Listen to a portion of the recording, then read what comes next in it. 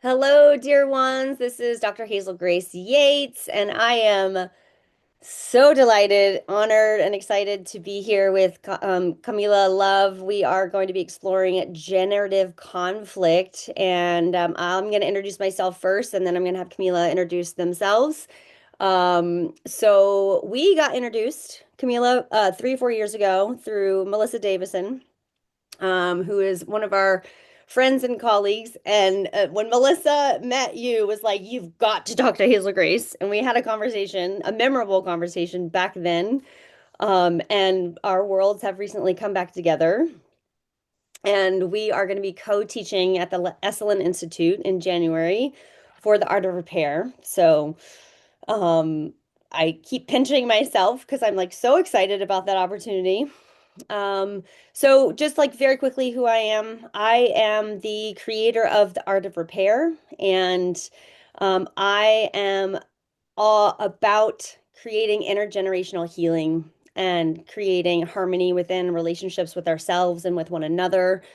This process came by way of healing my relationship with my dad, who raised me in a pretty intense way, and also 20 years of toxic abusive relationships. I now am in a healthy 6.5 year secure polyamorous relationship. Thank you very much. The greatest accomplishment of my life. Um, and I could say more things, but I won't for now because I want to get to our juicy conversation. And I would love for you, Kamela, to just share a little bit about who you are and how you're got to be right here, right now. Sweet. I think of Dr. Hazel Grace and I as having similar missions in the world and similar communities that we traverse through, actually. So it feels like a real partner in harmony making. Ooh, that was good. I like that. I consider myself a global harmonizer. I follow the guidance to travel places and bring my medicine of conflict resolution and ultimately facing ourselves in the mirror. We'll talk about that some today. But the idea that, from my spiritual perspective, everything around us is a mirror for our soul's growth. And when it comes to humans and relationships, we have opportunities left and right to see ourselves and to love ourselves. So for me, it's really the grand mission of loving ourselves as divine beings and seeing others as divine beings. And conflict is usually the place where that ruptures and it breaks down and we forget that we're divine and we forget that they're divine. And so I'm in the mission of bringing people back to divine recognition. Mm, mm. I mean, the way that you just spoke about that, it just, it's like that is the definition of generative conflict, which is what we're here to talk about, because that is, to me, when there's conflict and us being mirrors for one another, like the possibility and opportunity when we can lean in and have good repairs is to remember our divine selves and remember the divine in the other. And I'll say that those words are not like I'm not used to saying those words, and they're slightly outside of what I normally speak about, but it just like makes so much sense. And that's partly why I get so excited about conflict because it's like that's where the goods are. Yeah. I When we, remember yeah, go ahead. when you invited me into this art of repair course in January, one of the first things you said, and I think our first conversation about it, you said, "Oh, I can't wait till we get into a conflict to see how we get through it together." And I loved hearing that because I feel the same way. And so few people approach conflict with any level of excitement and interest. Until they start seeing and embodying the visceral experience of like, oh my gosh, this is actually the doorway to a richer intimacy with ourselves, more feeling of wholeness and harmony with and like understanding ourselves and one another. So it's like, yeah. And we have not yet, according to my reality, we have not yet got into conflict yet. So I maybe we gotta, maybe it'll happen in this call. maybe I'll have it today and you'll get to witness it. Oh, that's great. Okay, so the definition that I use for generative conflict is navigating conflict in a way that generates more trust and connection.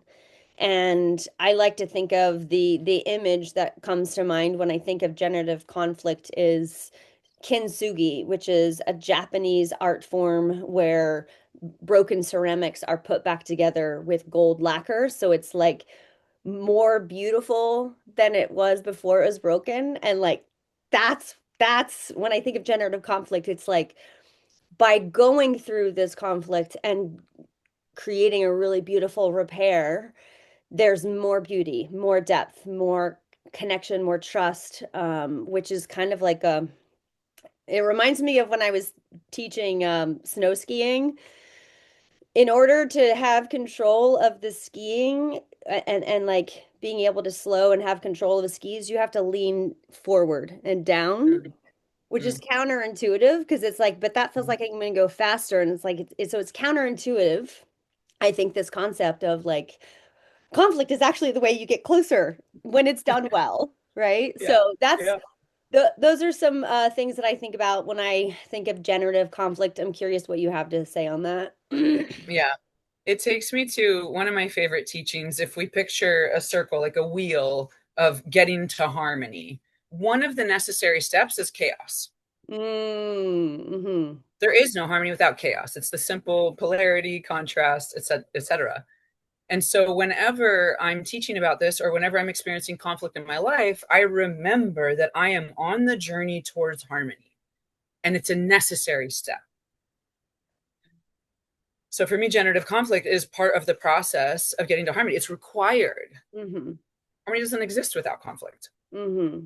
And two of the metaphors I love, in addition to the Japanese art form you mentioned, which is one of my favorite examples of how what we would think of as harm creates something more beautiful.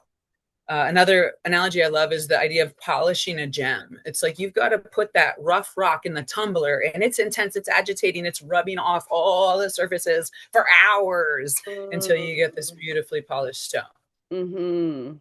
Yeah, right? The I love tumbler's that. necessary to create that beauty, that gem. And similarly, think of a sword. Like metal is forged in fire, it has to be burnt to the level of pliability. And I think of humans in a similar way. We Mm-hmm. are at sometimes most pliable when we're in the fire. And that's what gets us to break and to fall to our knees and to transform. Mm-hmm. Mm-hmm. Yeah, I love those metaphors. In the fire. Yeah. Yeah. Yeah. And the washing machine. Blah, blah, blah. That's conflict. But there's soap in there. It's getting Like, cleaner. come to a workshop. That's conflict. Blah, blah, blah, We'll blah. spit you out clean and folded. In a tight little beautiful bow, just Yeah. like that. Um, okay, cool. So that's what those are some ways that we think about generative conflict. So the next kind of entry is how do we get there?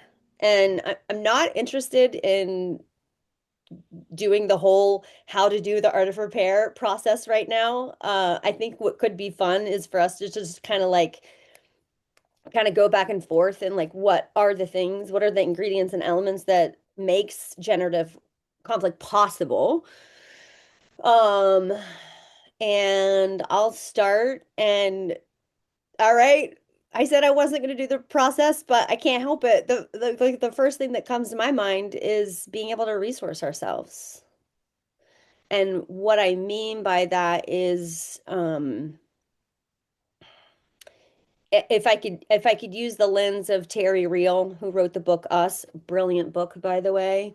And Pia Melody also has this frame of we're either in our adaptive child or we're in our wise adult. And when we're in our adaptive child, we're activated, our core wounds are up, and we're basically kind of going back into our 3-year-old, 4-year-old, 8-year-old selves. And we don't have access to our wise adult. Part of our wise adult means our prefrontal cortex is online. When we're in our wise adult, we can have empathy. We can see multiple perspectives. We can like actually be able to hear what the other person's saying. We can say what we mean instead of saying things we regret, right? Like we have those capacities. So um, if we're in our adaptive child, or if we're dysregulated fight, flight, freeze, fawn, fix, it's going to be pretty tough to get to that generative spirit of repair with one another. So that's my first go. Take it away, Camila. What about for you? We're in a ping pong. Ping pong, yeah. So, resourcing ourselves, right? One of the main components of self resourcing that honestly has only been a major factor in my work in the last few years. So, I thank the popular wave of trauma informedness for sweeping me up into it.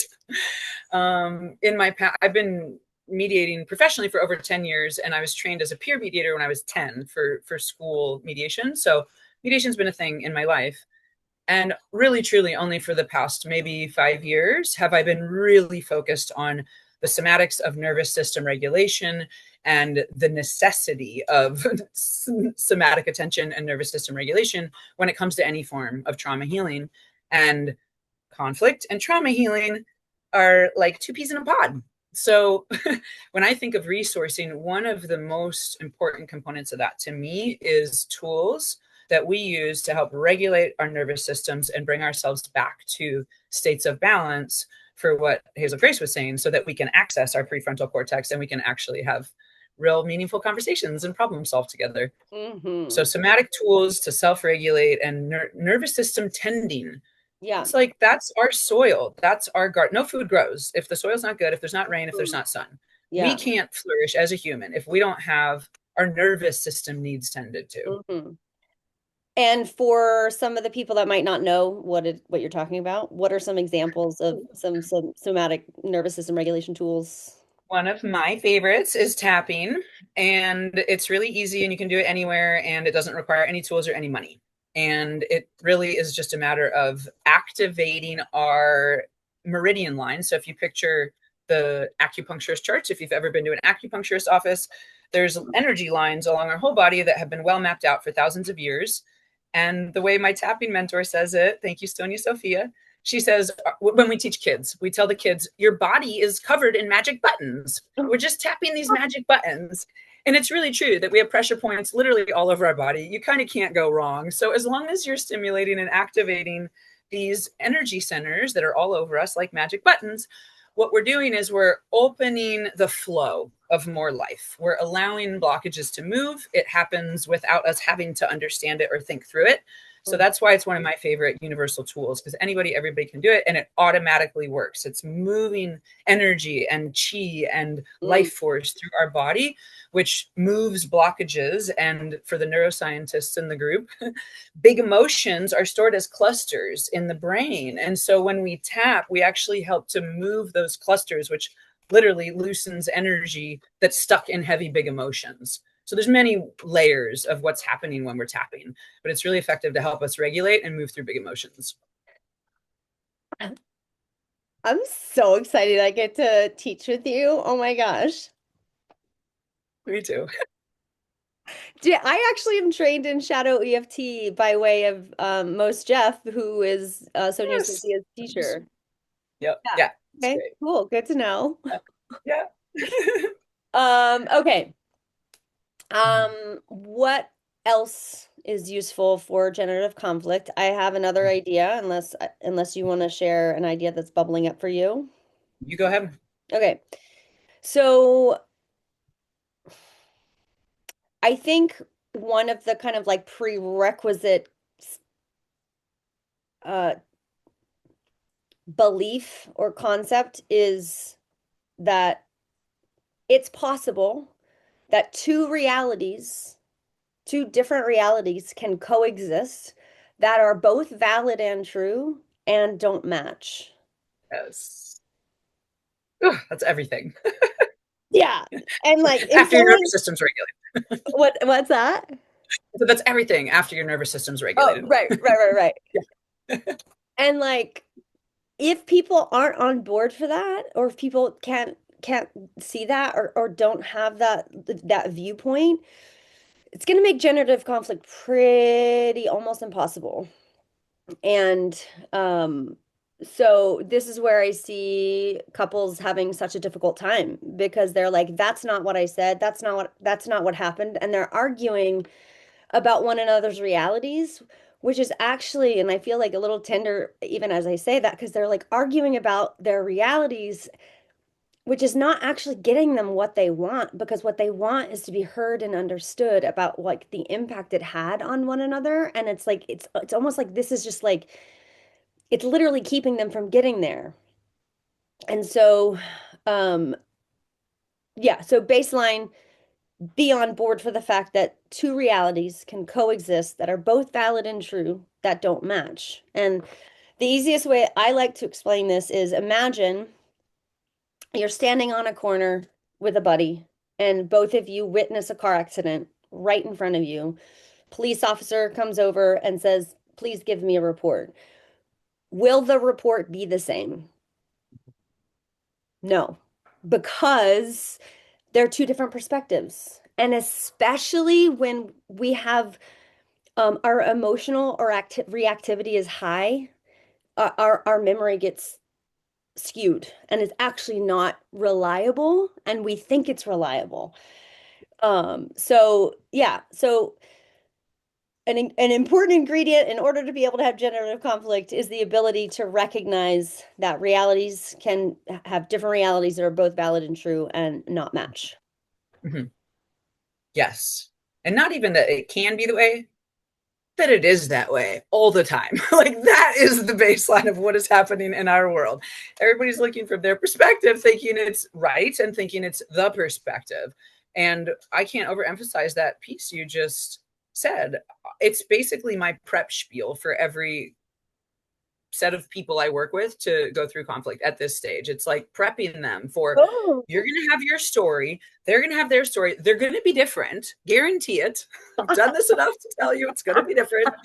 And can you prepare yourself to hold their story as their truth? And can we validate it as their reality, which literally has nothing to say about what you experienced and what your reality was? Can we hold these as coexistent? And it is Uh-huh. much harder than it seems like it should be, in my opinion. Yeah. I love that that is how you prep your session. That makes so much sense. And I'm going a little bit into like our next kind of inquiry we're going to explore of like what gets in the way, but I want to like dig deep, double click on this part right here. Why do you think it is so difficult for someone to not believe or validate someone else's reality, especially when it's so different from theirs? Like what gets in the way of someone being able to be like, I honor that this is your truth? Yeah, so many things. It's actually really multi-layered and really complex. I'm going to go meta for the beginning of the answer, or one sliver of the answer. I believe it goes all the way back to everything that we are constructed with in our first few years around communication and relationships, right? It's like, what are we taught? We're taught that being right is a goal, is a value. We're taught that being wrong is shameful or embarrassing or less worthy or less valuable. And that is what is driving conflict in a large way. So it's what was modeled around us, obviously. And, you know, we aren't taught to see other people's perspectives. We're at least I'm going to speak from like a Western white passing background. It's very egocentric, and it is different in different cultures and different backgrounds. So I'm speaking right now as an American. A very self-centered, self-sufficient style of culture that we've been Mhm. raised within. Hmm. We're not taught to listen to each other, to value each other's perspectives, to even collaborate and come into harmony. Like those aren't the social fabric values, in my opinion, of a late stage capitalist society.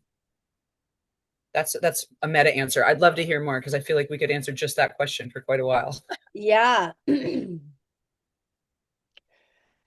I mean, I think yes to absolutely everything you said.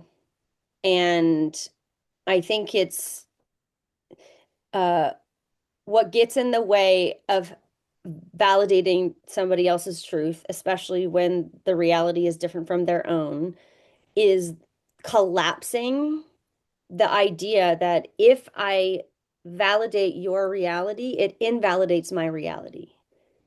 If I say, I understand your perspective, somehow it negates my own perspective. And so, like, the fear of not being validated and seen by way of saying, like, I validate your own experience. I see that a lot. Um,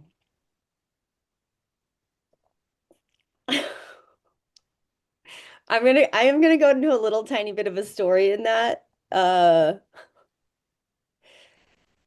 I did this really um powerful post the other day on Facebook about the term you guys and like bringing awareness that that term you guys is used colloquially and used as like in all gendered spaces by all genders. This is a very, very common term.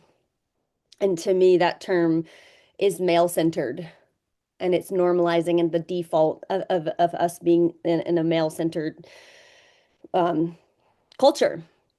And I had it's like almost laughable. I had someone comment, they're like, it is a male-dominated world. Men control everything. Men create anything. Men give rights to women and we can take it away at any time. Men are the ones who are all the technicians, the medical, da da da da. I mean, it was like really wow. And this was from my ex-boyfriend Wow. wrote this. And I was sitting with it and I was like, my impact of that was like, I actually believe him. And there's something that's like somehow relieving around like he's just speaking his truth that I'm sure that he is speaking on the behalf of other people who really see the world the way that it is. And someone who has a PhD in studying male development and sexuality specifically, I'm like, that makes sense that it's his reality. Like it just makes sense. Mm, So I'm able to validate his reality, even though it can't be like further than the truth of mine. And I can do it with compassion because I can like get from his lens of how he grew up and the culture that he grew up that like of course that's what you believe.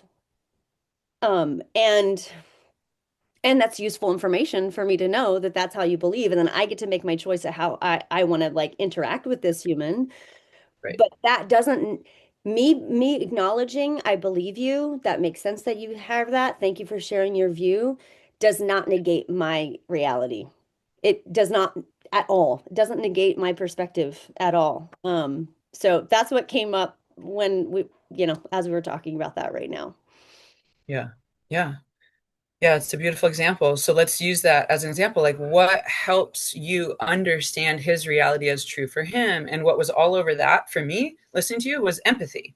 Like, empathy as a, and we could go back to most people aren't taught empathy. So that's why these conversations don't come naturally to us. Hmm. But you basically spoke the definition of empathy. It's like if I were raised in his shoes, in his eyeballs, I would think the same thing. I would act the same way. It's Hmm. pure understanding of another's circumstances, making perfect sense for them. Hmm. And it takes a lot of training to be able to do that. For some reason, people don't just get it. But when we can get to the place of this example of just like that makes perfect sense, why they did that, why they acted that way, why they said that, Yeah.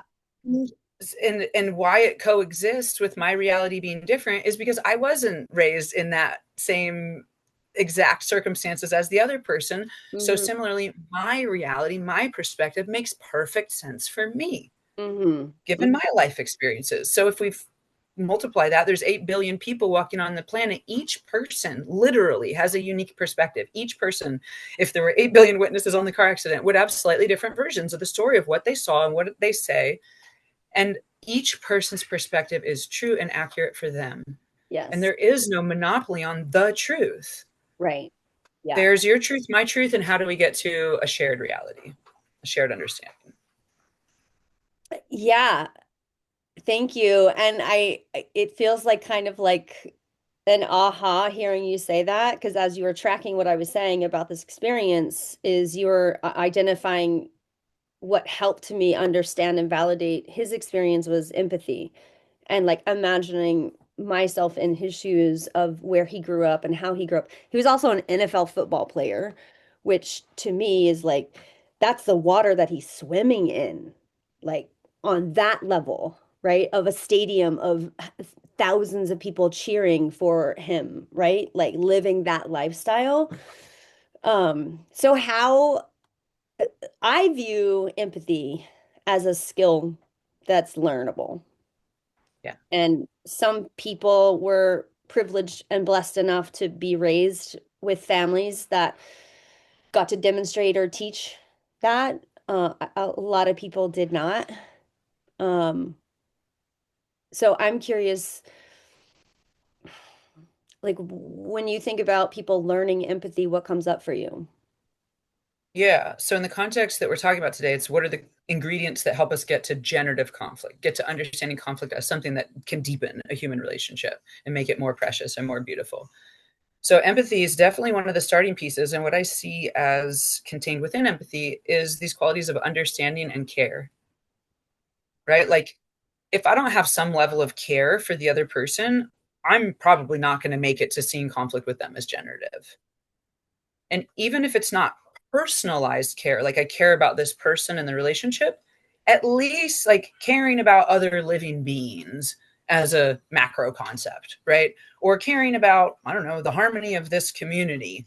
And even if you don't care about that person, you're willing to work it out with them because of the harmony of the community, right? So we have to care about something that relates to the person or the environment in which we are that gives us a level of motivation to want to get through the conflict. Typically it's caring. There's an element of caring. And why I'm highlighting that is because I've seen mediations and conflict resolution processes fail when there's lack of care. Mm, Like if someone's not invested in the healing, they don't care and they're not going to participate in the process. And it actually takes really big bravery and courage to face your shadows and see a conflict as generative and to love the other person through it. mm-hmm, mm-hmm. Yeah. Yeah. Yeah. Without that care, that's a necessary ingredient.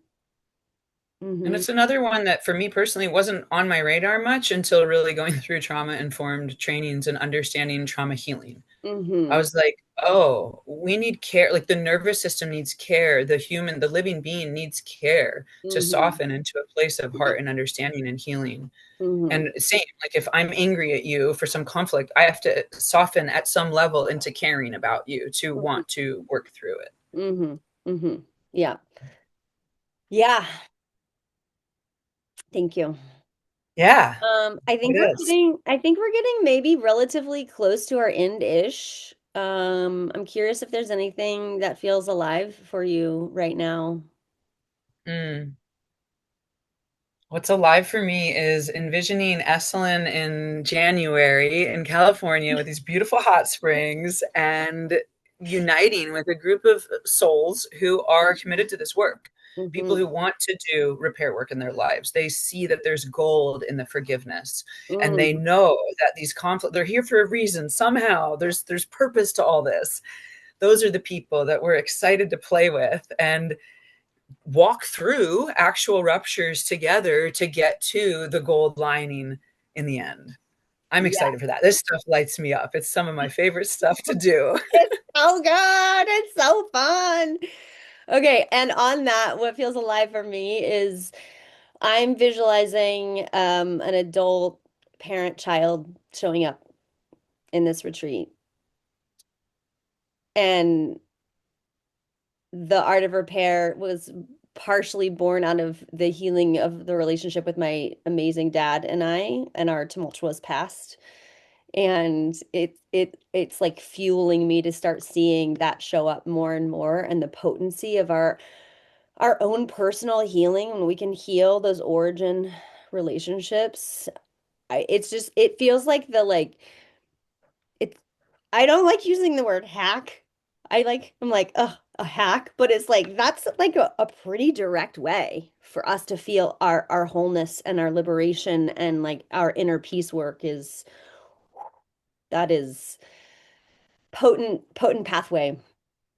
So true. The last weekend, I was co-facilitating a red tent here in Costa Rica, which is a women's gathering, and we were sharing stories, like women's stories about our cycle, our blood, and there was a mother and a daughter in the group. The daughter was probably in her 20s, and to have these stories being shared around the circle with a mother and daughter there, and both of them sharing their journeys with their blood and their journeys with pregnancy or child rearing, and just to feel that energy, it felt so healing and it felt so special to have a mother daughter in the space. Mm-hmm. So we're in that vibration already, and calling in adult parents or teenage children and parents. What I meant to say was adult children and their parents, Yeah.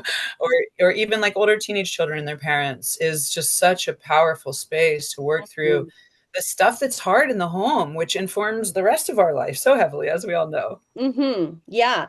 And that reminds me, kind of like tagging on to that, which is so much that is important in these intergenerational spaces is understanding that the parent did the best they could,